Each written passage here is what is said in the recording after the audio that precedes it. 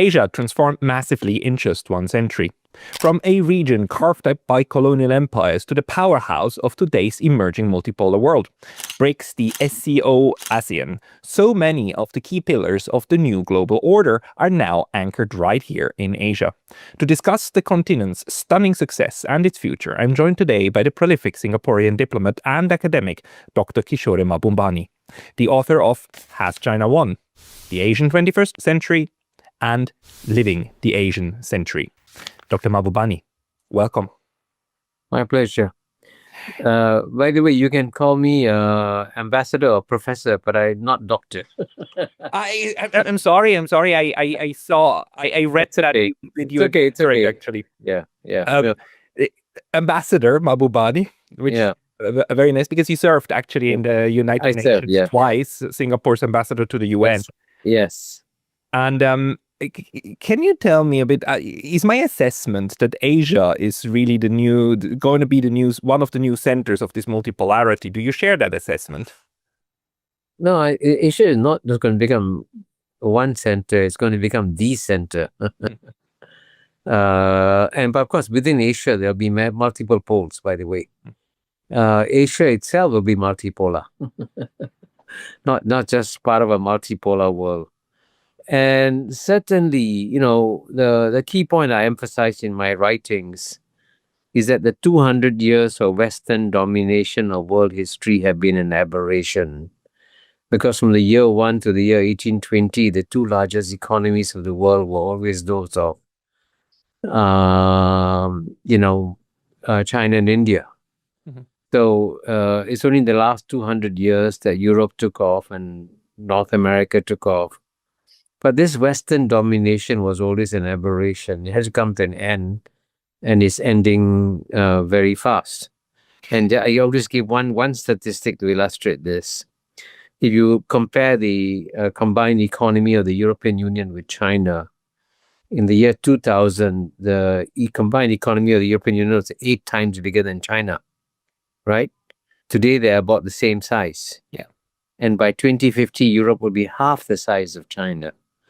And, for the Europeans, they got to understand that when you go from being 8 times bigger than China towards becoming half the size of China in 50 years, you got to learn to treat China with more respect. Instead of making these condescending comments that European leaders still make about China, which is crazy. It is. It somehow doesn't leave the European mindset that they still believe everything rotates around them. But now reality is catching up very fast. One of our colleagues, Glenn Deason, made this argument in a book that Europe needs to get back to this idea that it is really just the Western Peninsula of Eurasia. Do you believe that this will have to come sooner or later, this kind of reintegration of Europe into Asia? Certainly, I think it's important for Europeans to understand that if you look objectively at the world today, Europe represents the past. I mean, it does, by the way, represent a beautiful past. And so I actually believe that Europe is going to become, in some ways, a very nice museum for the world. The United States of America represents the present.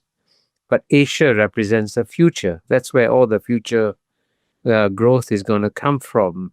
And it's better for the Europeans to adapt to this change in advance rather than to resist it. And certainly, acceptance means that you got to make real concessions, for example, in places like IMF and the World Bank, and not insist that the European voting share must still remain disproportionately high. What do you think stands in the way of this order now changing peacefully? Because we are seeing currently a lot of violence. We see a genocide in Gaza, we see the war in Ukraine, we see preparations of the United States to go to war with Venezuela. What is it in your view that makes this moment now so violent? Well, I would say actually overall, I mean, certainly the war in Ukraine is a tragedy, and the Russian invasion of Ukraine is illegal. It should be condemned. But at the same time, it's a war that could have been prevented if the Europeans had shown some degree of geopolitical competence. And the European geopolitical incompetence is also responsible for this war, because the Europeans completely ignored some real and legitimate security concerns of Russia in the build-up to the war. And certainly the Gaza war is a tragedy, and certainly a war in Venezuela would also be a tragedy. But if you look at Asia by and large, what is stunning is that China has managed to grow its economy dramatically, as I have just demonstrated, becoming the same size of European Union despite being 1/8 the size in the year 2000. But China has achieved this rise peacefully. And normally when great powers emerge, they never emerge peacefully. I mean, Graham Allison in his book, Destined for War, has said that Americans should not wish that China should be like America, because when America emerged as a great power in the 1890s, it was very violent. It declared wars on Spain, conquered Philippines, conquered some of the neighbors. So clearly, China's peaceful emergence has been a gift to the world. And that's why the West should appreciate this and accept the fact that China's rise has been peaceful, instead of trying to thwart China's rise and therefore create a lot of problems for the world.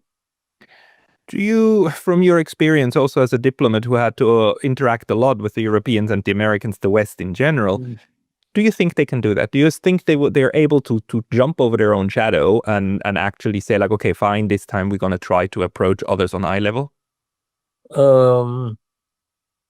Sorry, repeat that again. Do you think the West is able to finally realize that they have to approach others on eye level and not through this insane kind of berating them constantly for all alleged mistakes?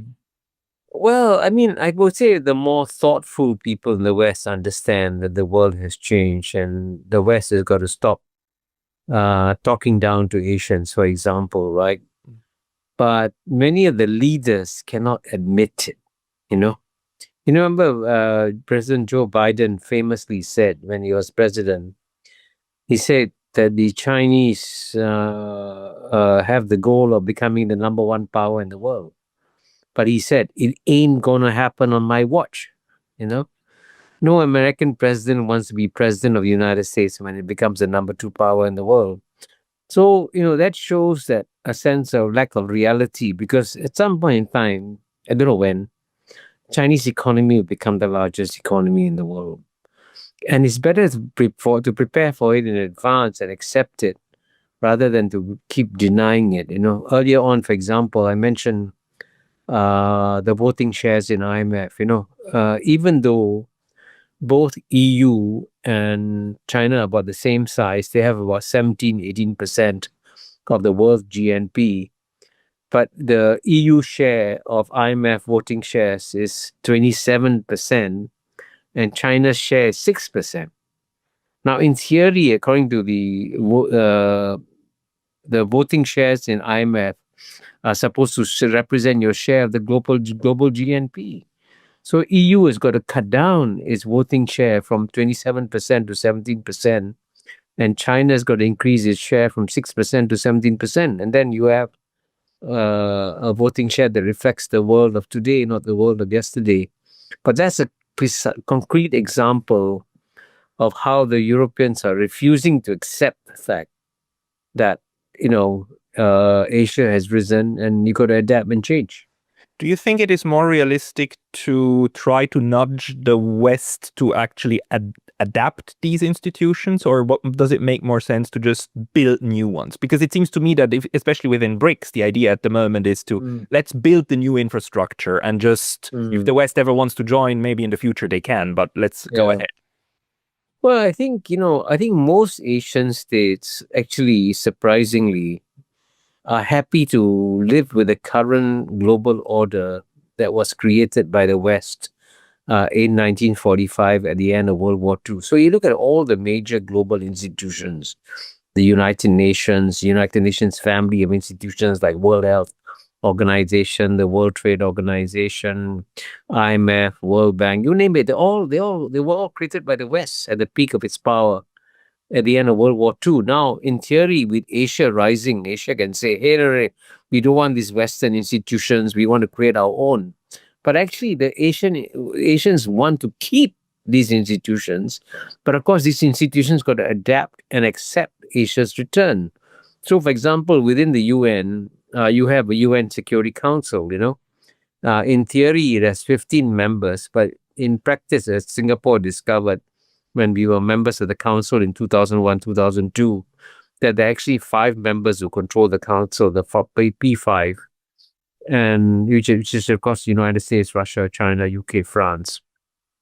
And the 10 members are the 10 of the elected members are observers, basically. The council is controlled by the 5. But, that's not a bad thing to have a veto, 5 permanent members, with a veto.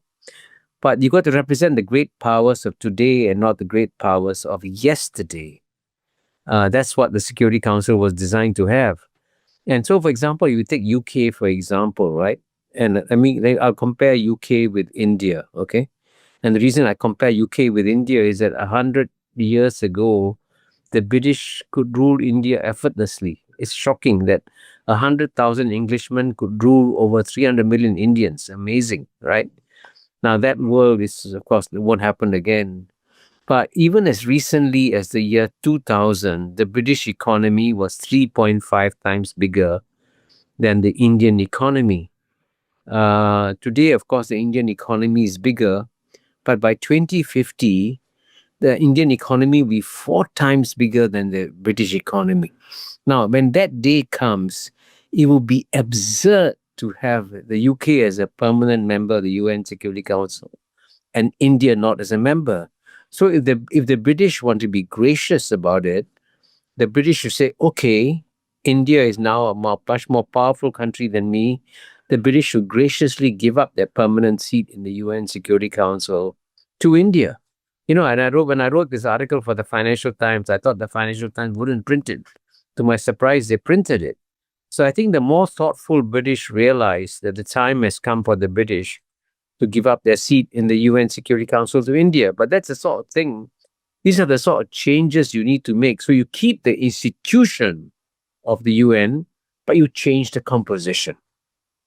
But in order to do that, the Brits would have to do it voluntarily, and actually the other 4 Security Council members would have to accept that too, because the United States could veto it. France could veto it if they said, like, no, you're not leaving the club.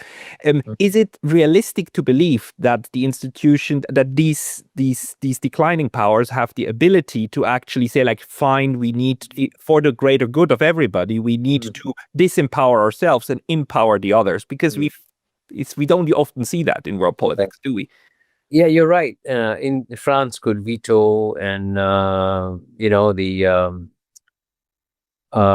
United States could veto. You're right, but at the same time, they also got to figure out that the challenge to the UN Security Council, the danger for the UN Security Council is that they may keep their present composition, but they can lose their credibility. No one will listen to them. Say, who are you? Who do you represent? Why should you, British, still be in the council? So to keep its credibility, it's got to change the composition. So that's the dilemma that the current members of the P5 have. Do they keep the composition and lose their credibility, or change the composition and gain and keep their credibility? But what I've done is, in my book, The Great Convergence, I've also suggested a comprehensive formula for reforming the UN Security Council. I call it the 777 formula. So you will have 7 permanent members in the UN Security Council. And then the 7 will be, of course, United States, Russia, China. The European Union will have 1 seat combined. And then you'll have, as the new members, India, Brazil, and either South Africa or Nigeria from Africa. So 7 permanent members. And then you will have 7 semi-permanent members. Because, for every new member that wants to come in, right? There's always a neighbor that says, why not me, right? When Brazil wants to come in, Argentina says, why not me? When India wants to come in, Pakistan says, why not me? Right? So for every member that wants to come in, there's a member that says, why not me? So for the countries that say, why not me, can become 7 semi-permanent members of the Security Council, whereby they rotate every 8 years and come back in. So they get something also. They also benefit. And then you have 7 elected members. So I believe something along the lines of 777 can work. In fact, the Quincy Institute of Washington, D.C. Is trying to adapt my formula and suggest it as a way of reforming the UN Security Council. In order for that to pass, you would need to change the UN Charter, right? And that would have to pass through the GA and the General Assembly and the Security Council. So it would need, for the General Assembly, for it to pass, it would need just a simple majority or more? I think probably a 2/3 majority. But I think if you have a formula that makes a lot of winners from this formulas. You see, right now, the current formulas for change create losers and not winners from a lot of people. But the formula I've suggested creates about 30 to 40 winners from this formula. And so the winners, therefore, have a stake in voting for it. How to sell it to those who would need to agree to decrease their relative So power? actually, you know what? For the smaller states, it's actually better for them if they don't have to compete with the middle powers in the UN Security Council. Because if you look carefully at the history of the UN Security Council, some of the middle powers, like Brazil, for example, keeps coming back every 8 years, every 10 years, And then the smaller states don't have a chance to get elected. They have to run against the Brazils and the Indias and Japans and all that. But under my formula, the middle powers in a separate category. So the smaller states will have to compete among themselves. And they have more scope to join there, So there'll be more space and if you look at it effectively, there'll be more opportunities for smaller states to get elected under my formula. There's no question the UN needs reform. Your formula would be a good idea. The central question is how to do it, how to get it through. And I wonder if ASEAN as well, I mean, Singapore being one of the key parts of ASEAN, also has some lessons to offer on how a multipolar world can be structured where it's not all about just top-down decision making, but a consensus model. What do you think about that? Well, I think ASEAN is definitely a role model for the world. Because, we haven't discussed some of the other changes happening in the world.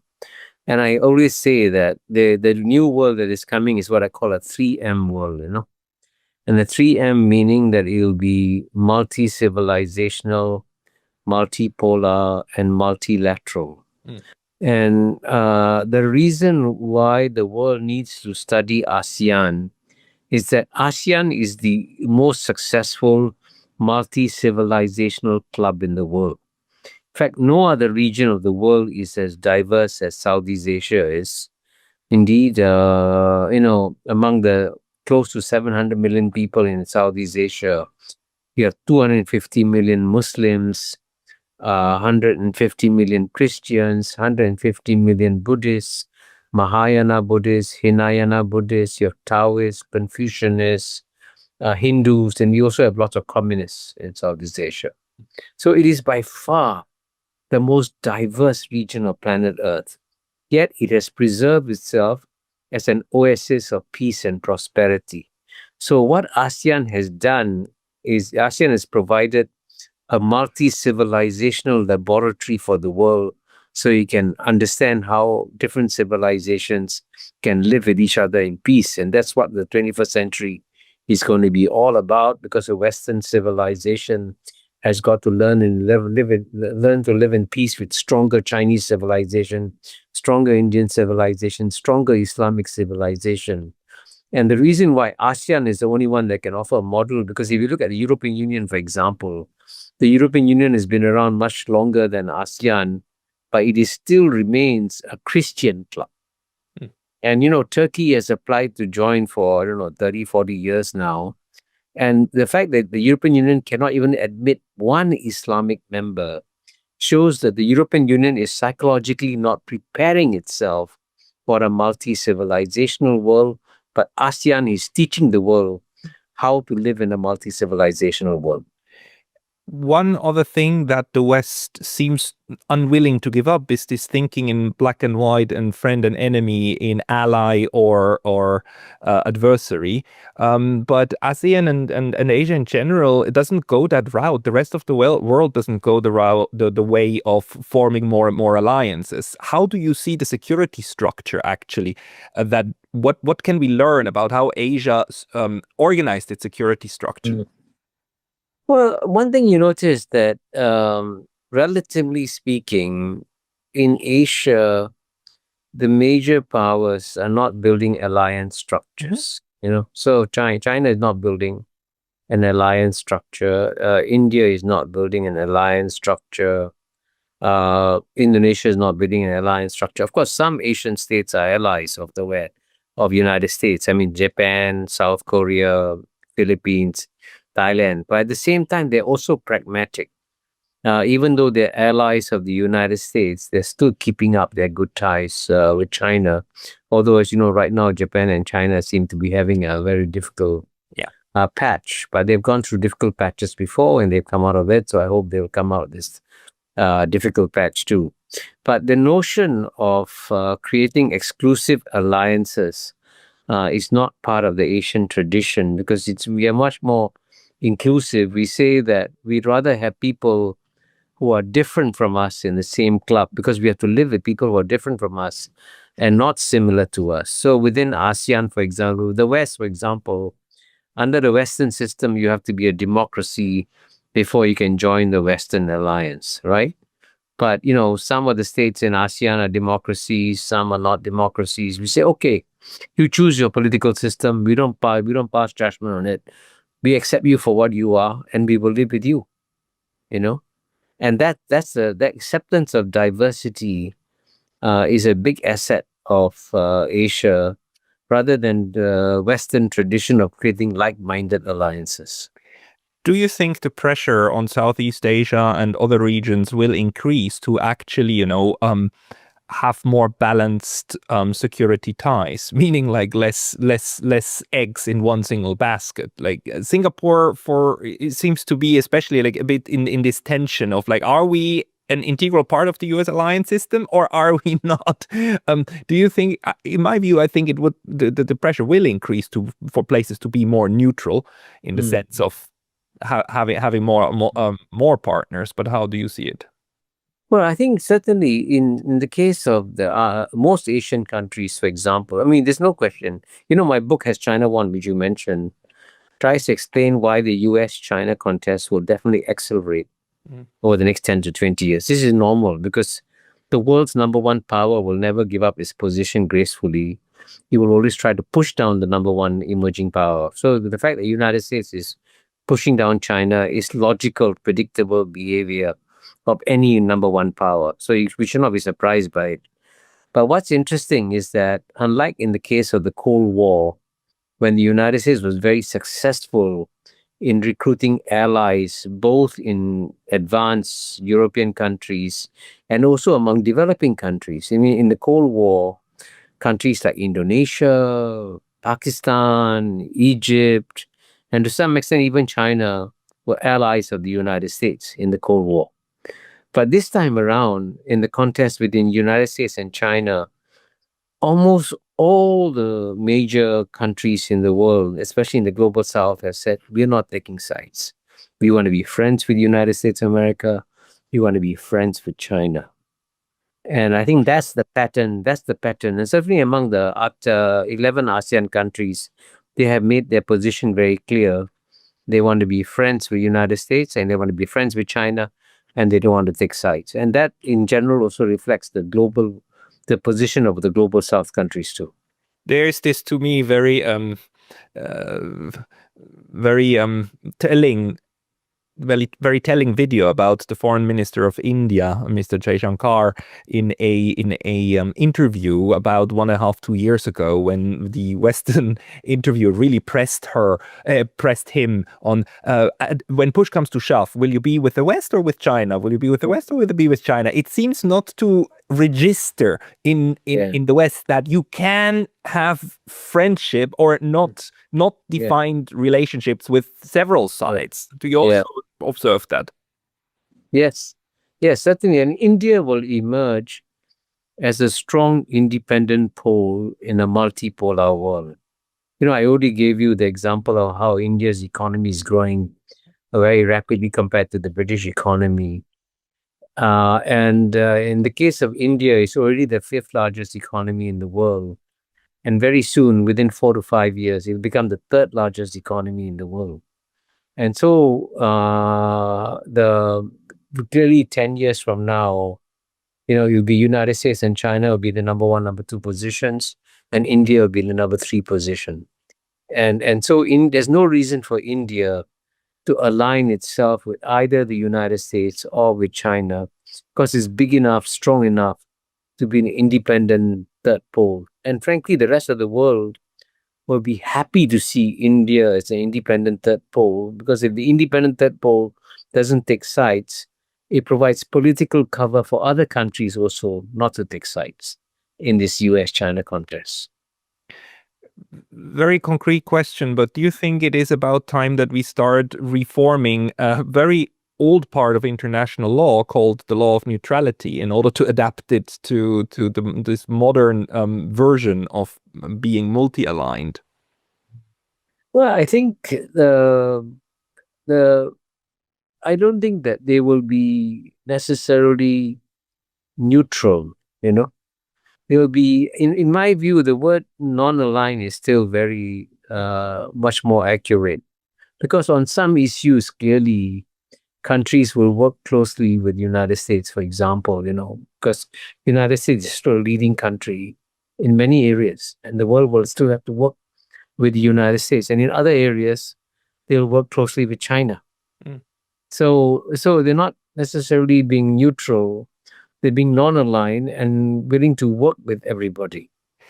The interesting thing is non-alignment was never codified in international law, at least not in any way similar to the way neutrality was codified. Do you think the UN should work on non-aligned principles and norms in order to make them more useful? Well, I think what's more important is for the states to show their positions in their behavior, right? And behavior is much more important as an indication. So, for example, the European states, for example, right? They could have also chosen to be an independent pole. And in the geopolitical contest between the United States and China, they could have chosen to be friends with the United States and be friends with China, right? And that will be a sensible thing for Europe to do, because in many ways, in the long run, the biggest challenge for Europe is not going to come from Russia. Russian tanks are not going to invade Germany or France anymore. In fact, the biggest challenge to Europe is going to come from the demographic explosion in Africa, right? And, in the year 1950, Europe's population was double that of Africa's. Today, Africa's population is 2.5 times bigger than Europe's. By 2100, Africa's population could be 10 times bigger than Europe. So Europe has got a very important vested interest in the economic development of Africa. Because and so every dollar invested in Africa is a gift to Europe, because it creates jobs for Africans to stay in Africa. So when China is now the biggest investor in Africa. So when China invests in Africa, Europe should send China a thank you note and say, thank you for investing in Africa, because you are creating jobs in Africa. But instead of thanking China for investing in Africa, the Europeans have shown their geopolitical incompetence by slapping China, criticizing China for investing in Africa. So this is a classic case of shooting yourself in your own foot when you criticize China.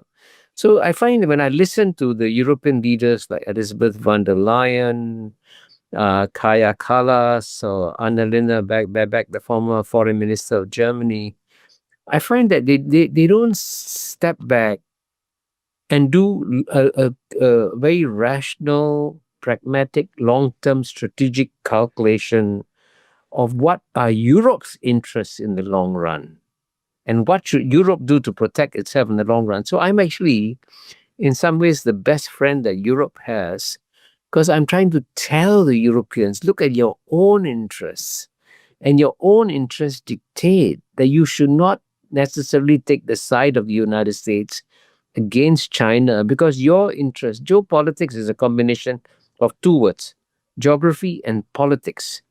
And because the geography of Europe is different from the geography of the United States, it makes sense for Europe to say, okay, when it comes to our geography, we need to work with China to create jobs in Africa, right? And not join the United States in blocking Chinese investments in Africa. And in some ways, Donald Trump should be seen as a gift to Europe, because Donald Trump is saying, my mission is not to make Europe great again. My mission is MAGA, to make America great again. And so Europe should say, okay, if your mission is to make America great again, our mission is to make Europe great again. And therefore, Europeans should become more pragmatic in the way that they handle their geopolitical issues. But as Henry Kissinger told me in his last one-on-one conversation, the quality of mind of European leaders has gone down a lot. And they're not able to engage in long-term strategic thinking in the way that previous generations of leaders could do so. Well, the United States was also very successful in building these transatlantic ties and actually fostering a lot of European leaders who view more value in continuing the transatlantic ties and strengthening the U.S. than strengthening their own domestic capacities, which is a tragedy. But let's put that aside. Do you think that this will come back into balance over long or short, or do you foresee, especially for Europe, more turmoil ahead? There was a famous British statesman, Lord Palmerston, I think his name was, who said that countries don't have permanent friends, they don't have permanent enemies, they only have permanent interests. Now, in the Cold War, there was it wasn't the values that brought United States and European Union together.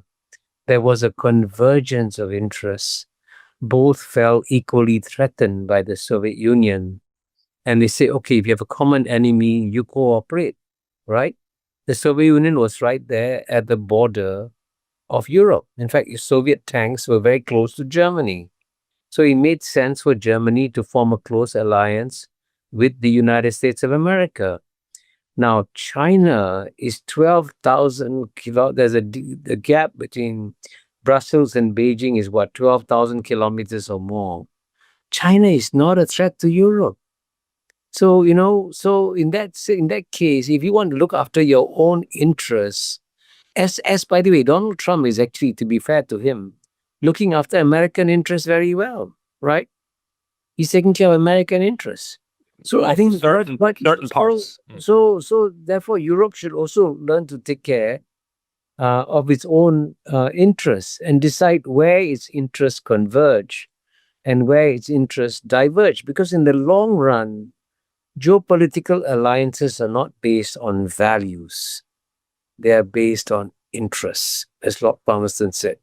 And the European Union needs to do a complete strategic reboot and figure out where its interests lie. Because without doing the strategic reboot, the Europeans are making mistakes. For example, there's Susan Glasser, a New Yorker writer. She wrote recently that the current European policy is one of practicing strategic self-abasement.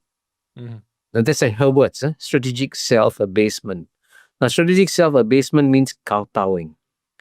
Now, you never get the respect of anyone when you kowtow.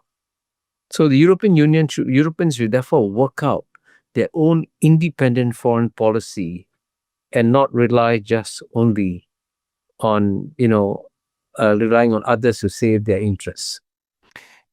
Your words, Ambassador, in the ears of the Europeans, or the European Union at least. I have to be very mindful of your time, and I thank you very much for speaking to us. People who want to follow you, is there a place where you regularly publish your analysis?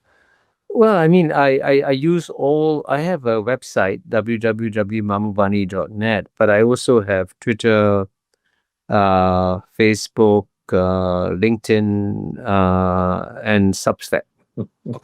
I will put. I have all. They can turn to any one of them. I will put the links to all of them into the description of this video below. Sure. Ambassador Mahbubani, thank you very much for your time today. Thank you very much. Thanks a lot. 大家好，我是主播周玉琴。很多的朋友告诉我们，太阳星全效克菲尔益生菌帮助了睡眠品质。有季节敏感、代谢困扰、关心异常细胞风险的好朋友呢，可以选择原版的太阳星全效克菲尔益生菌，它添加有超级食物羽衣甘蓝，健康再加分。而有睡眠困扰的朋友们，赶快选择蓝色包装这一款晚安加强版，绝对是更有感。每日克菲尔，时刻美好 ，Good Feel Good， 请上快点购为健康下单，而且要记得输入推荐代码，有额外的折扣优惠。太阳星全效克菲尔益生菌基础版、晚安加强版，新包装改版，内容不变，抽取更方便。